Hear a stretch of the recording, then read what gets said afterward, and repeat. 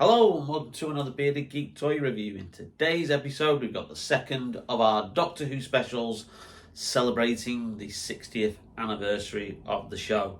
So grab your scarves and your sonic screwdrivers as we look back at the Tom Baker 4th Doctor era. Stay tuned.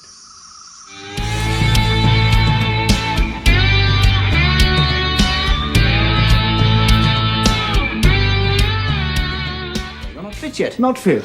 I'm the doctor. No, Doctor. I'm the Doctor, and I say that you're not fit. You may be a doctor, but I'm the doctor. The definite article, you might say. Look here, Doctor. Welcome back to the channel, and we have the second of our Doctor Who specials here, celebrating the 60 years of the longest running science fiction TV series in the world. In this episode, we're going to look at the Tom Baker era. Now, I was originally going to encompass the rest of the classic era in this video, but given the fact that Tom Baker's era seems to have the most action figures of the classic era, I thought it best to put him in his own little unique episode. So, plus he is the longest serving Doctor. He did 7 series of the show, starting in 1974 when John Pertwee left, and continuing until 1981 when Peter Davison then took over. So, the Tom Baker era is synonymous with Doctor Who. This scarf is probably one of the defining traits of the show because it became so iconic. The ratings were really, really good during the John Pertwee era and did that unique thing that each subsequent series that John Pertwee did, the ratings went up. So he really left the show on a high when he did his final 5th season in 1974, and obviously when a new actor takes over the role, there's always that apprehension of whether or not they're going to be as successful as the previous actors in the role.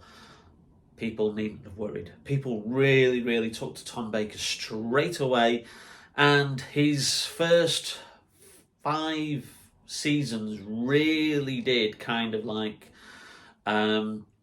take the show into new kinds of popularity. His 6th season, obviously the viewing figures are a little bit skewed because even though they have the highest viewing figures of the entire show's history in 60 years, some of those viewing figures were skewed because ITV was basically off the air for a large chunk of his 6th season, which was season 17. Ratings fell, unfortunately, for Tom Baker's final season as ITV really started to try and dent the show's popularity. And they'd recently purchased a show called Buck Rogers in the 25th Century, which was a big, glossy, high-budget sci-fi drama, which they scheduled directly against Doctor Who across the whole of the ITV network. And surprisingly, it did have an effect on the ratings. But ratings went up towards the end of his final year, and he left the show on another high, leaving it for Peter Davison then to take over. So that's enough waffle and background history of the show. Let's have a look at the action figure range. So here we have the 4th Doctor era in action figure form, and it doesn't just take up one shelf, it takes up 2 shelves, because we've had quite a lot of figures from character options celebrating the 4th Doctor. So we'll start right at the beginning, and here we've got the 4th Doctor in his season 12 outfit. Now this obviously is a re-release. It was re-released in 2022. Along with a new version of the giant robot who's back there. But this was one of the very first classic action figures that they did. So they just re-released him and done a better paint job on him. But also he had a smiley face as well, which this one didn't come with. This came with the more serious face. We've got 2 companions here from season 12, which was Tom Baker's first season. So we've got Ian Marter as Harry Sullivan, and he came with a Sontaran pack, a B&M exclusive. And also the very first video that I reviewed on the channel contained this figure, which is Sarah Jane Smith, played by the much-missed Elizabeth Sladen in her garb as she appeared at the end of Genesis of the Daleks and into Revenge of the Cybermen. Speaking of Cybermen, the Tom Baker era Cybermen are behind them, and they are a brilliant set of figures. They really are cool. I do like this kind of like version. Well, let's just take the Cyber Leader here. Let's pick him up, have a closer look. I really love the blank kind of expression that they've got on their face, and it's kind of like a natural evolution from the Invasion 60 style Cybermen and then into how they appeared in the 1980s in Earthshock, which was one of Peter Davison's first adventures. So they're a really cool figure. They were a Forbidden Planet exclusive, and I'm surprised they haven't been re-released because they're a great army builder, and I thought that B&M will probably do those figures again. We've got then Steyr, one of the Sontarans, who appeared in the two-part of the Sontaran experiment. And then we've got the K1 robot, who I absolutely love. The giant robot, and the reason why I love the giant robot so much is because I always wanted one as a kid from the Dennis Fisher range. I did have some of the Dennis Fisher range. I had the Tom Baker 4th Doctor, I had the K9, I had the Cyberman, and I had the TARDIS. And here's a little snippet going back to 1977 for the Dennis Fisher range of Doctor Who toys. From outer space, the famous TARDIS brings Time Lord, Doctor Who, and the amazing Leela, ready to do battle against their mighty enemies, the fearful Cyberman, the giant robot, and one of the deadly Daleks. Whilst Leela covers him, the Doctor reaches the TARDIS in time and disappears to escape from the Dalek. Doctor Who, Leela, the fearful inhabitants of outer space, and the TARDIS. From Dennis Fisher. Fantastic. Well, I hope you enjoyed that little trip down memory lane, and that advert was really great. It's great to see like old toy adverts like that, and just how like toys were marketed back in the day. Here we have some Genesis of the Dalek style Daleks, and then what we have is obviously the creator of the Daleks himself, Davros, played by Michael Wisher. Now, this is the re-release that was done in the end of 2021, early 22, by B&M. A much better paint detail, and they did obviously a more accurate gunmetal grey colour for the Dalek. I did do a review of that, which is on the channel, so you can check that out, and it obviously will be in the Doctor Who playlist as well. So we'll just slot him back down there. Yes, but tell me, how do the Daleks fail? No, Davros. That is a question that the future must keep secret. That child would grow up totally evil, to be a ruthless dictator who would destroy millions of lives. Could you then kill that child? We're talking about the Daleks, the most evil creatures ever invented. You must destroy them. You must complete your mission for the Time Lords. Do I have the right? And then at the end of, what was meant to be the end of season 12, but the story was actually held over to Tom Baker's second season, where you've got the Zygons from Terror of the Zygons. And that is an absolutely amazing figure, Broton. And again, I'm surprised they've not done a couple of reissues and variants of that, because that is absolutely excellent. We've then got another Tom Baker 4th Doctor figure, and this one is from Pyramids of Mars, which you can see some figures in the background of, which Character Options did quite a few. So there you go. And then obviously you've got the two robot mummies. You've got the sarcophagus, which is there, which is a great, like, just a little thing to look at. And it does actually pop open. I'll try and do this one-handed. So it pop opens to reveal the lenticular time vortex that leads the Doctor to Sutekh on the planet Mars, where he is imprisoned. Nice little feature, that. And then we have Sutekh himself, which was a great figure. Now, the eyes did light up, but it looks like the batteries have gone, and I would have to try and work out where that battery compartment is, because I've actually got no clue where it would go. So that's a shame, that. But they did 2 variants of Sutekh. They did obviously him with his like mask on, and then obviously the unmasked version of Sutekh.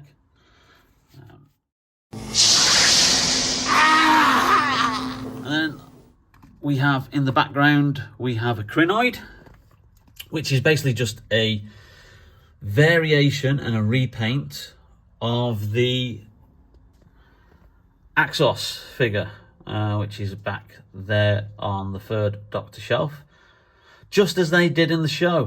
They literally took the same costume, which they still had in storage. They painted it green, and then that became the crinoid instead of the Axon. So character option obviously had the molds and decided to do the same. I don't blame them. It's a really good figure. And that did come with a 4th Doctor figure who had his kind of like light grey jacket. I just don't have him on display at the moment.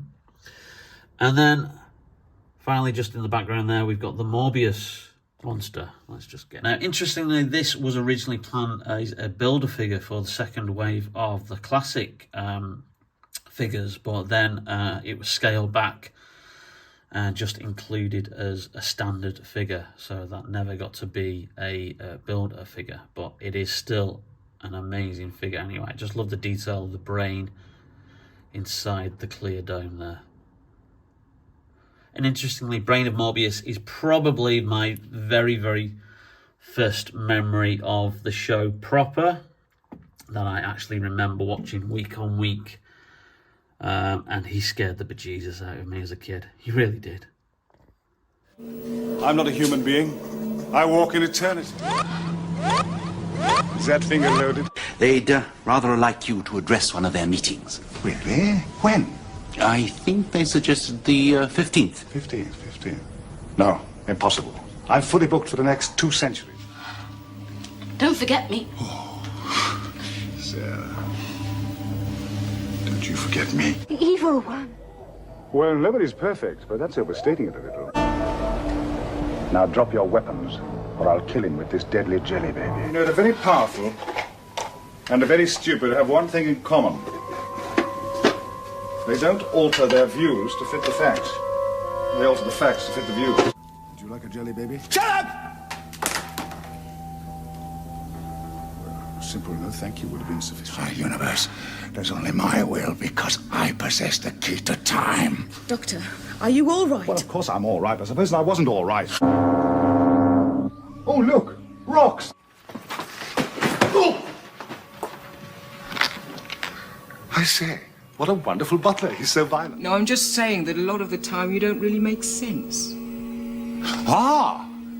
Oh, you've noticed that, have you? Well, I mean, anyone can talk sense as long as that's understood. You and I are going to get on splendidly. Moving on to season 14 then, which was Tom Baker's 3rd season. Now, obviously, we've got Leela here, who joined the TARDIS crew once Elizabeth Sladen left as Sarah Jane. And we have some brilliant Vok robots there. They really are one of my favourite baddies from the show. They did a standard Vok robot. They did one with red eyes, which obviously if you shine a light down there, his eyes will then light up, which is cool. And then they did obviously SV7, who was a Super Vok, and a D84, who was the dumb, but he wasn't. He was actually a Vok robot in disguise to try and find out where Tyron Capel had gone. We've then got the Master from the Deadly Assassin, and interestingly, obviously, we're still awaiting stocks of the new Deadly Assassin figures to arrive in B&M stores, and I'll do a review of that as soon as we can. And then the final story of season 14 was the Talons of Wen Chiang. And here we've got some brilliant figures there. They came in a twin pack, so they actually came together. They probably re-released them separately these days. So we've got Magnus Greel and we've got Mr. Sin. And obviously Magnus Greel did come with a melting face that you could swap out, which was really cool. And then a couple of years back they did Tom Baker as he appeared in the show. He was wearing like a Sherlock Holmes style kind of outfit. So that's really cool there. We've got an electronic TARDIS in the background, which is that one there. It was labelled as the Planet of Evil TARDIS. I don't know why. Because it really didn't look like how it appeared in the show. But that was one of the first electronic TARDISes that was released by Forbidden Planet in, I think, 2010. Season 15 is only represented by one figure. We've got, obviously, Storr, who is the commander of the Sontarans who invade Gallifrey in the final story of that season, The Invasion of Time. So that's really, really cool. We've then got Romana. The first Romana, played by the gorgeous Mary Tam, who sadly is no longer with us, as she appeared in Douglas Adams' first story that he did for Doctor Who, which was The Pirate Planet. And then moving on to the subsequent season, season 17, which is the one that got the record ratings because ITV was on strike and wasn't broadcasting. So we've got a fourth Doctor here with a big smiley face. Now, he actually didn't come with a smiley face. What I've done, I've actually done a bit of a custom. I actually swapped the head. And because you couldn't get the smiley face as it was, it only came with a hat. I kind of like did a bit of a kit bash with some craft knives and swapped the hair out, and it works. It works, and I'm surprised they've not like reissued that with a more accurate colour scarf, which obviously those colours are absolutely nothing like how it appeared in the show. We've got the Destiny of the Daleks bomber Dalek in the background there, and I don't know if you can quite make it out, but underneath this shelving here, we've got another two Destiny-style Daleks, and we've got Davros covered in some cobwebs that I got for Halloween one year, and I decided to keep some of those cobwebs and put them over Davros as he appeared in Destiny of the Daleks. So there he is. And then we've got the lovely Lalla Ward as Romana, in her kind of like fourth Doctor spoof outfit. And again, that's one, these two Romana figures were, along with the Sarah Jane figure, were the first pack that I ever reviewed for the channel. We've got Scaroff, last of the Jaggeroff, in the background there. He came as a Forbidden Planet exclusive. I think I came with that Doctor there, and also he came with the Mona Lisa in the background. Now, interestingly, obviously K9 was part of the TARDIS crew at this point, and this is not a character options K9. This is a bizarrely, it's I don't know who made it. It was a little. Oh, I think Romana's going to fall over there. It was like kind of like, it came with a little booklet, but it's in scale with the character options figures. And the reason why I got it, because it is electronic. And it only says one phrase, which is a bit disappointing, but it's in the accurate colours of K9 as he appeared in the show before he went a bit more silvery when they brought him back for the new series. And again, here's another K9. Again, in more accurate, kind of like gunmetal colours. And this is a custom I bought off eBay, where someone's added the antenna there. So that's really, really cool. And finally, the end of the Tom Baker era. We have a couple of figures from his final season. We have got the Master's TARDIS, which was a grandfather clock in the background there. And next to him, we've got the Melchior, which was the kind of like fossilized evil entity, which actually was another TARDIS in disguise, and the Master was in that in Tom Baker's penultimate story, which was the Keeper of Traken. And then we've got Tom Baker in his season 18 garb when John Nathan Turner, as the producer, kind of like took over, revamped the show, revamped the titles, redid the title music, and brought the show into the 80s, and kind of like redid Tom Baker's costume, but kept the iconic scarf because June Hudson, who was the costume designer, said you can't get rid of the scarf because it's associated with Tom so much. So they decided on like the burgundy colours. So there you go. There you have it. That is my 4th Doctor collection as it appears on the shelf. It's the end. But the moment has been prepared for. And just before we finish the video, here's another version of the K1 robot. This is the reissued 2022 version, which is more screen accurate, which I've got here sat on the shelf with the Blu-ray box sets. And then right on the end, we have the season 16 version of the Doctor with accurate scarf in, bizarrely, a Sharda TARDIS it's labelled at. But yeah, I really love that TARDIS, really love the windows on there. And that's one of my other 4th Doctor TARDISes. Well, I hope you enjoyed that video, and if you did, please leave us a like. It really does help out the channel. The next special, which will be the 3rd of our Doctor Who anniversary specials, will concentrate on the remaining of the classic era. So we'll focus on the 5th Doctor, played by Peter Davison, 6th Doctor, Colin Baker, the 7th Doctor, Sylvester McCoy, and the very, very brief reign of the 8th Doctor, Paul McGann. He's one of my favourites.